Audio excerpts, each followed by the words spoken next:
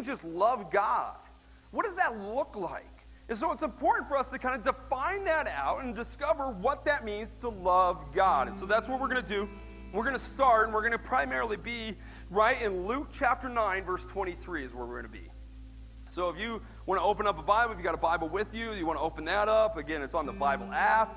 But Luke chapter 9, verse 23. And this is right after Jesus feeds the 5,000. So if you know anything about kind of the story of Jesus and all that kind of stuff, he's performing a lot of miracles. This is, I wouldn't say it's the height, but it's pretty close to the height of people following Jesus. So it says 5,000. That's really not counting everybody.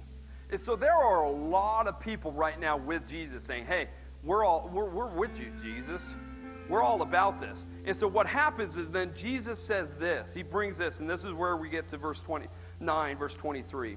And he spent a little bit of time alone with the disciples, and he says, who do people say I am? And they're saying, well, some say Elijah, some say this, some say this.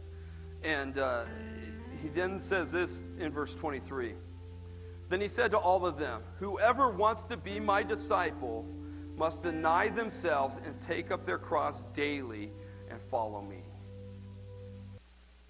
So when we're talking about how do we love God, how do we follow Jesus? That's what it means to be a Christian. A lot of times we think, okay, Christian, that's being a part of a religion. That's signing up for some kind of religious group or something like that. That's not what being a Christian means.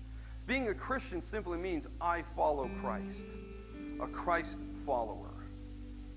And so when we're talking about how to love God, how to be a disciple, again, that word disciple, if you've never really gotten familiar with that word disciple, all that means is that you follow, you want to be like Jesus. You want to be one of his followers. And so Jesus says, if you want to follow me, you got to take up your cross daily.